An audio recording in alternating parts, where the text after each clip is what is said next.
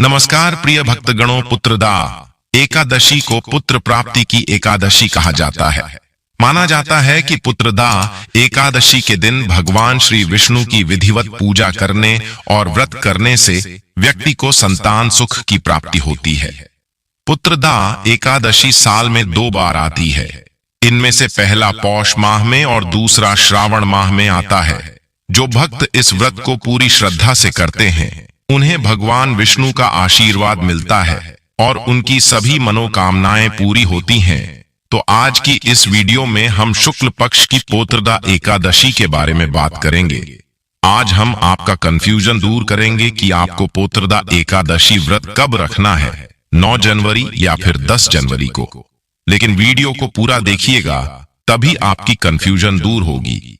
तो आज की वीडियो में हम जानेंगे कि पुत्रदा एकादशी कब है, कब रखे, व्रत का पारण कब करें, एकादशी और द्वादशी तिथि कब से कब तक है, पूजा का शुभ समय क्या है, राहु काल का समय क्या है, व्रत का पारण किस दिन करेंगे और किस चीज से करें, हरिवासर कब से कब तक है, एकादशी के दिन क्या खाएं क्या न खाएं जिससे आपका व्रत खंडित ना हो। सारी बातें आज की इस वीडियो में जानेंगे, तो आप अंत तक वीडियो में बने रहे।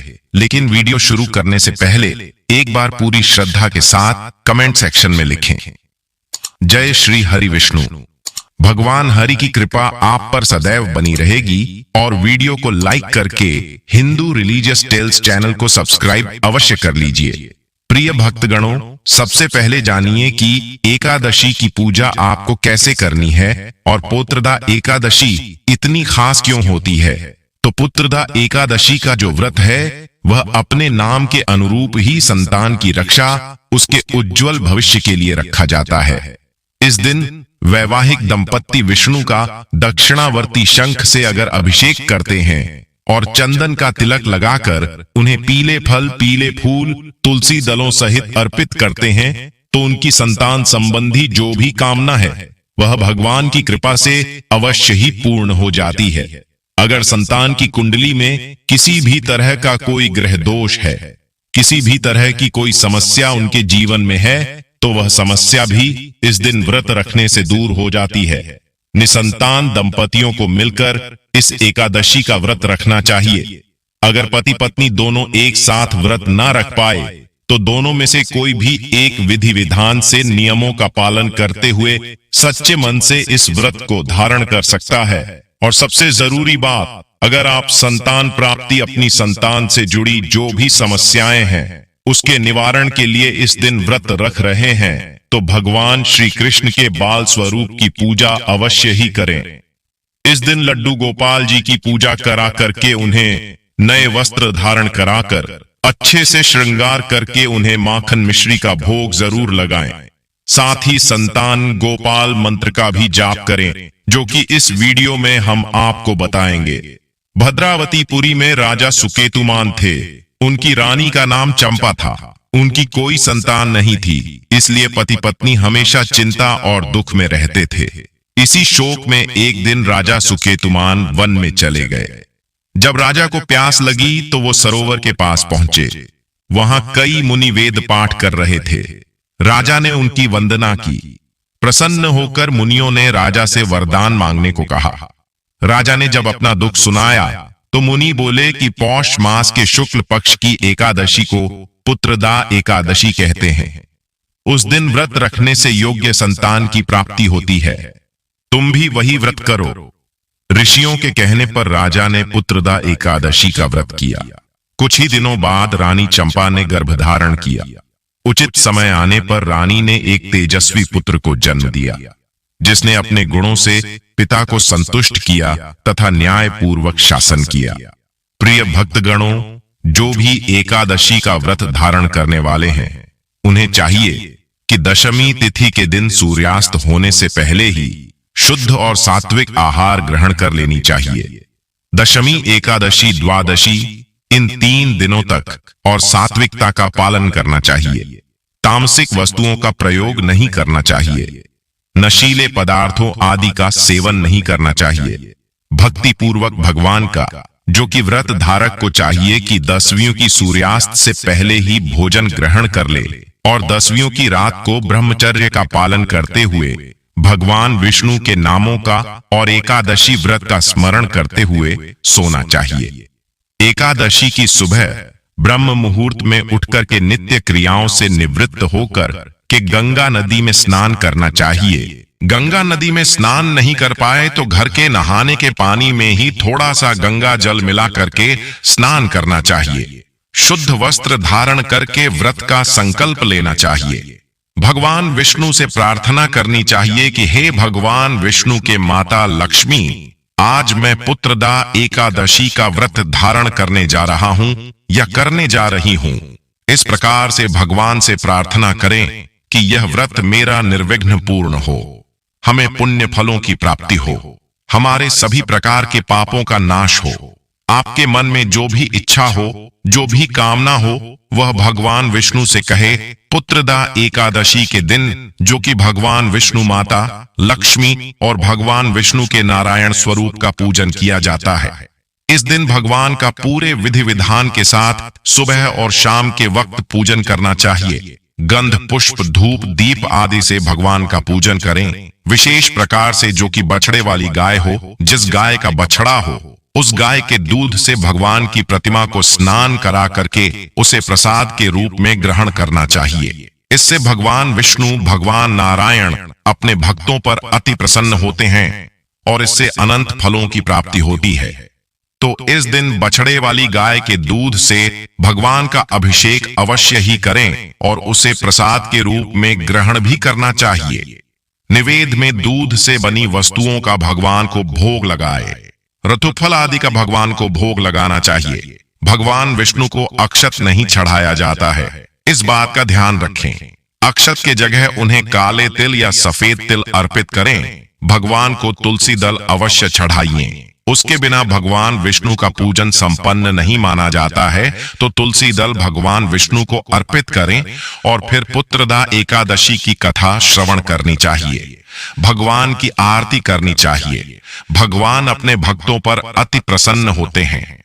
इस प्रकार से एकादशी के दिन भगवान का पूजन करें और रात्रि में जागरण करते हुए समय को व्यतीत करना चाहिए और द्वादशी की सुबह उठकर के नित्य क्रियाओं से निवृत्त होकर के स्नान करके शुद्ध वस्त्र धारण करके भगवान का पूजन और आरती कर लें। इसके बाद ब्राह्मणों को भोजन करवाएं। ब्राह्मणों को दान और दक्षिणा दें, गरीबों को भोजन करवाएं और फिर समय के अनुसार व्रत का पारण करना चाहिए।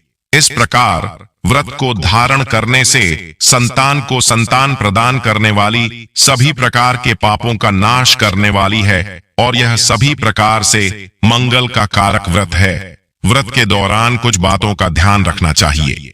एकादशी तिथि के दिन और दशमी तिथि के दिन जो कि चावल ग्रहण बिल्कुल भी नहीं करनी चाहिए। इस दौरान तामसिक वस्तु का, नशीले पदार्थों का सेवन नहीं करना चाहिए।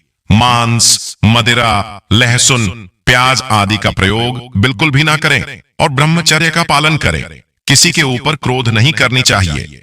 अपने मन में किसी के प्रति ईर्ष्या द्वेष का भाव नहीं लाना चाहिए। पूर्ण श्रद्धा भक्ति भाव के साथ भगवान का पूजन करना चाहिए। ओम नमो भगवती वासुदेवाय नमः, ओम नमो नारायणाय नमः मंत्र का जप करना चाहिए। पुण्य फलों की प्राप्ति होती है। दोस्तों चलिए अब जान लेते हैं कि एकादशी व्रत कब रखा जाएगा। लेकिन उससे पहले अभी तक आपने वीडियो को लाइक नहीं किया तो वीडियो को लाइक करके हिंदू रिलीजियस टेल्स चैनल को सब्सक्राइब अवश्य कर लीजिए और हाँ, पास वाले बेल आइकन का बटन दबाना बिल्कुल भी ना भूलिए। तो आइए जानते हैं पौष मास की पुत्रदा एकादशी व्रत का व्रत कब रखें। इस बार एकादशी तिथि प्रारंभ होगी 9 जनवरी दिन गुरुवार को दोपहर 12:23 से। उससे पहले तक दशमी तिथि रहेगी और एकादशी तिथि समाप्त होगी 10 जनवरी दिन शुक्रवार को सुबह 10:19 पर। इसलिए इस बार केवल 10 जनवरी शुक्रवार के दिन ही पुत्रदा एकादशी का व्रत रहेगा। सभी वैष्णव जन और गृहस्थ जन एकमात्र इसी दिन उपवास रखेंगे। एक दिन पहले दशमी तिथि के नियमों का पालन करते हुए तुलसी के पत्र तोड़ लेने चाहिए। द्वादशी तिथि प्रारंभ होगी 10 जनवरी दिन शुक्रवार को सुबह 10:20 से और द्वादशी तिथि समाप्त होगी 11 जनवरी दिन शनिवार को सुबह 8:21 पर एकादशी व्रत के दिन यानी कि 10 जनवरी शुक्रवार को ब्रह्म मुहूर्त सुबह 5:38 से 6:26 तक रहेगा। सूर्योदय होगा सुबह 7:14 पर, सूर्यास्त शाम 5:54 पर। प्रातःकाल पूजा का मुहूर्त रहेगा सुबह 5:54 से 7:15 तक। सायंकाल पूजा मुहूर्त शाम 5:42 से 7:04 तक। इस बार शुभ और शुक्ल योग का दुर्लभ योग भी इस दिन बन रहा है। शुभ योग दोपहर 2:37 तक रहेगा। बाद में शुक्ल योग प्रारंभ हो जाएगा। यह दोनों ही योग पूजा करने के लिए, मनोकामना पूर्ति के लिए बहुत ही शुभ योग है। लेकिन इस बार एकादशी के दिन भद्रा भी लग रही है और इस बार भद्रा सुबह 7:15 से 10:19 तक रहेगी। भद्रा के समय शुभ कार्यों को करने से मना किया जाता है, लेकिन इस बार भद्रा का वास स्वर्ग में रहेगा और जब स्वर्ग में भद्रा का वास होता है तो वह धरती लोक पर दुखदाई नहीं होती।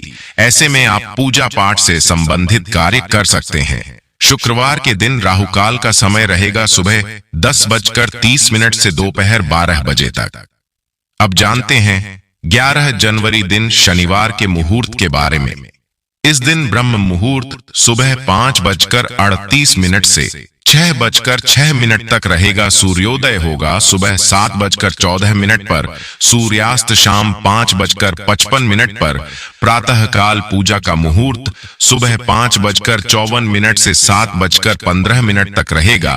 शुक्ल योग सुबह 11:49 तक रहेगा और बाद में ब्रह्म योग प्रारंभ हो जाएगा। यह सभी मुहूर्त बहुत ही उत्तम और सभी सुखों की प्राप्ति कराने वाले हैं। राहुकाल सुबह 9 बजे से 10:30 बजे तक रहेगा। बात करते हैं व्रत पारण यानी व्रत खोलने के मुहूर्त के बारे में। तो 11 जनवरी दिन शनिवार को आप पुत्रदा एकादशी का व्रत खोल सकते हैं। सुबह 7:14 से 8:20 के बीच में ध्यान रखिएगा। व्रत का पारण आपको शुभ मुहूर्त के अंदर अंदर ही करना है, क्योंकि इसके बाद से त्रयोदशी तिथि प्रारंभ हो जाएगी। प्रिय भक्तगणों, अगर आप संतान प्राप्ति के लिए व्रत रख रहे हैं तो आप गोपाल मंत्र का जाप अवश्य ही करें।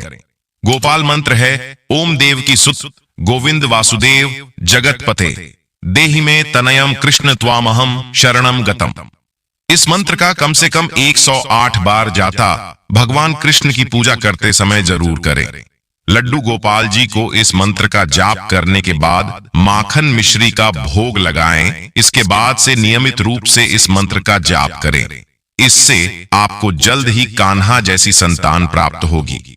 अगर आप संतान गोपाल मंत्र करते हैं तो निसंतान को उत्तम संतान की प्राप्ति होती। संतान के जीवन में आने वाली हर समस्या से छुटकारा मिलता है। जिन लोगों की संतान जीवित नहीं रहती है तो उन्हें यह मंत्र का जाप करने से लाभ होता है और जिन स्त्रियों का बार बार गर्भपात हो जाता है उन्हें भी इस मंत्र से काफी लाभ मिलता है। अब इस व्रत के कुछ और खास नियम है, जैसा कि मैंने आपको खाने के लिए बताया कि इन 3 दिनों में आपको किस तरह का खाना खाना है। पहले दिन दोस्तों आपको जौ, गेहूं, चना, नमक, काली मिर्ची का खाना खाना है। वैसे ही खाना दोस्तों द्वादशी के दिन पर भी खाना है और ऐसा कहा जाता है दशमी और द्वादशी के दिन अगर आप एक समय भोजन करते हैं तो इसे श्रेष्ठ बताया गया है। पर अगर आपका शरीर साथ नहीं देता तो आप दोनों समय भोजन अवश्य कर सकते हैं। इसके अलावा दोस्तों इस दिन व्रत शुरू कर रहे हैं तब दोस्तों दशमी, एकादशी और द्वादशी के दिन पर आपको क्या क्या नहीं खाना है। आपको मांस मदिरा नहीं लेनी है, प्याज लहसुन से बना हुआ खाना नहीं खाना है, कांसे के बर्तन में खाना नहीं खाना है। उसमें कुछ सब्जियां हैं जिन्हें बताया गया है, जैसे गोभी, गाजर, शलगम, पालक, कुल्फा। इन सब्जियों को नहीं खाना है। शहद नहीं खाना है और तेल खाना भी वर्जित है। दोस्तों आपके पास इतनी सामर्थ्य नहीं है तो आप खा सकते हैं। बाकी यह सभी चीजें खाना दशमी से द्वादशी के दिनों में, सभी 3 दिनों में यह सभी चीजें खाना वर्जित है, तो आपको ये खाना नहीं खाना है। दोस्तों उम्मीद करता हूं अब आपको किसी प्रकार को भी कोई कंफ्यूजन नहीं होगा और यह जानकारी शास्त्र सम्मत जानकारी है, इसमें किसी भी प्रकार का कोई संदेह नहीं है। तो दोस्तों, वीडियो को लाइक कर दीजिए, चैनल को सब्सक्राइब करके बेल आइकन का बटन अवश्य ही दबा दीजिए। जय श्री राम, हर हर महादेव।